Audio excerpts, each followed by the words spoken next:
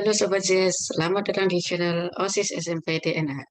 Sebelumnya, perkenalkan saya Sadi Juni Furkoni dan saya dari OSIS SMP di Surabaya, Angkatan 16, atau yang lebih dikenal dengan nama ZES DVD. Nah, jadi teman-teman, di sini saya akan melanjutkan tausiah tentang 4 amalan ringan berpahala besar, yang sebelumnya juga sudah dibahas beberapa oleh koordinator keumatan Akmal Faik Muhammad Ryan di video ini.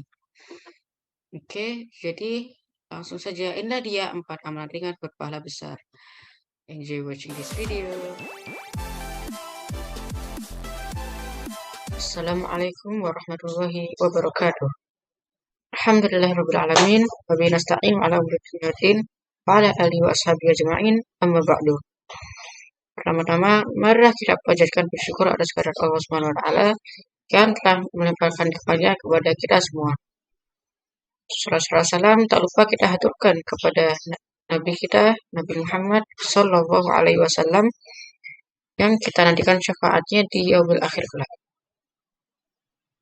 Di sini saya akan melanjutkan kajian kita mengenai 4 amalan ringan berpahala besar, yang kemarin sudah dibahas beberapa oleh koordinator keumatan Akmal Faik Muhammad Ryan. Oke, langsung saja. Inilah 4 amalan ringan berpahala besar. 4 amalan ringan berpahala besar yang pertama adalah membaca Al-Quran. Banyak sekali keutamaan dan hikmah dari membaca setiap ayat dari Al-Quran. Di antaranya yang pertama, mendapat pahala yang banyak, di mana satu huruf bernilai 10 kebaikan. Lalu yang kedua, Allah mengangkat derajat orang-orang yang selalu membaca, mempelajari, dan mengamalkan isi Al-Quran. Sebagaimana dalam hadis, sesungguhnya Allah mengangkat derajat suatu kaum dengan kitab Al-Quran, dan Allah merendahkan kaum yang lainnya yang tidak membaca, mempelajari, dan mengamalkan Al-Quran. Hadis riwayat Bukhari. Lalu yang ketiga, mendapatkan ketenangan jiwa atau hati. Sesuai dengan hadis yang artinya, tidak semata-mata berkumpul satu kaum di rumah Allah yang dibacakan dalamnya kitab Allah dan difahami maknanya kecuali malaikat turun. Akan diberikan rahmat, diberikan ketenangan batin, dan nama-nama orang itu disebut-sebut oleh penduduk langit. Hadis riwayat Muslim. Lalu selanjutnya yang keempat, mendapatkan syafaat di hari kiamat. Hal ini nyata pada hadis Rasulullah yang berbunyi, bacalah Al-Quran oleh kamu sekalian, karena bacaan Al-Quran yang dibaca saat hidup di dunia ini akan menjadi syafaat bagi pembacanya di hari kiamat kelak, jikalau manusia banyak yang sengsara dan menderita. Maka dari itu, berbahagialah membaca Al-Quran ketika jantung kita masih berdenyut. 4 amalan ringan berpahala besar yang kedua adalah para muazin. Muazin atau orang yang menggunakan azan akan mendapat tempat istimewa. Allah memberikan ampunan kepada mereka sejauh jangkauan suaranya saat azan atau iqamah. Hal tersebut sesuai hadis Rasulullah yang berbunyi, seorang muazin akan diampuni dosa-dosanya sejauh jangkauan suaranya, dan setiap makhluk hidup maupun benda mati akan menjadi saksi baginya. Adapun orang yang mengikuti sholat jamaah akan dicatat baginya pahala 25 kali sholat, dan akan dihapuskan baginya dosa-dosa yang terjadi antara sholat tersebut dengan sholat sebelumnya. Hadis riwayat Abu Daud. Maksud dari hadis tersebut menurut Syekh Maulana Muhammad Yusuf adalah ampunan Allah terhadap muazin itu jika tempat terjauh yang dijangkau suaranya dipenuhi dengan dosa. Niscaya Allah akan mengampuninya. Akan disemper lagi jika ia maksimalkan usahanya dalam meraskan suara azan.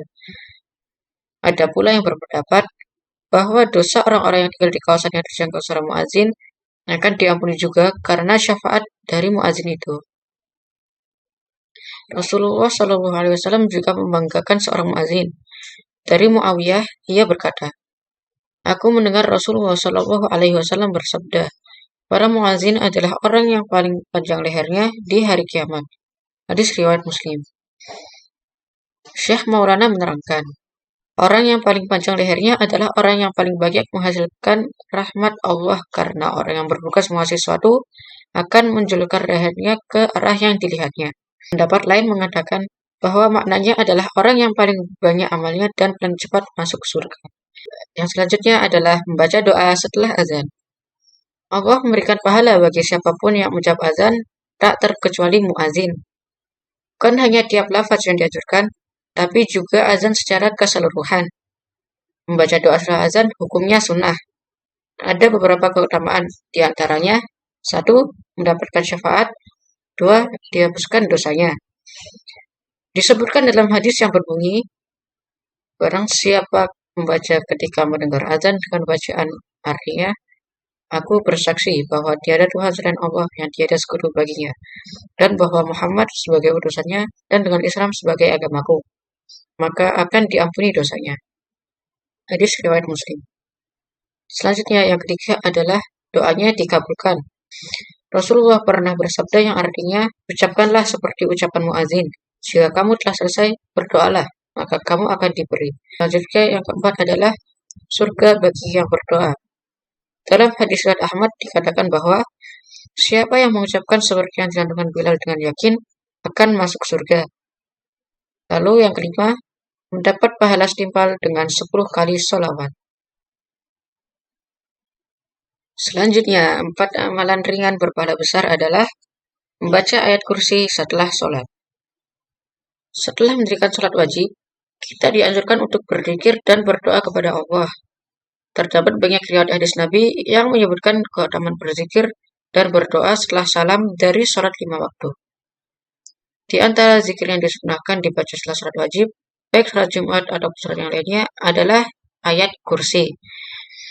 Ayat 225 dari surat Al-Baqarah ini disunahkan agar istiqomah dibaca setelah sholat wajib dikarenakan mengandung beberapa keistimewaan dan keutamaan. Di antaranya akan dilindungi Allah terutama dari bahaya setan. Dalam hadis riwayat Imam At-Tabrani dari Sayyidina Hasan bin Ali, Nabi bersabda, barang siapa membaca ayat kursi setelah sholat wajib, maka dia berada dalam perlindungan Allah hingga sholat berikutnya.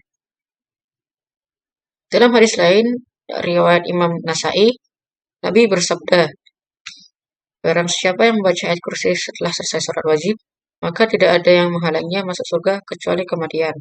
Nah, dari kedua hadis tersebut, Hasan bin Ali As-Saqaf mengatakan bahwa membaca ayat kursi setelah sholat hukumnya sunnah dan sangat dianjurkan untuk diistiqomahkan agar di dunia mendapat perlindungan Allah dan di akhirat mendapat nikmat surganya. Teman-teman semua, cukup sekian yang dapat saya sampaikan pada kajian kita kali ini. Jangan lupa juga untuk klik subscribe dan komen juga di bawah. Iya, like juga ya. Dan saya mohon maaf apabila ada salah kata dan khilafan. Akhirul kalam. Wassalamualaikum warahmatullahi wabarakatuh.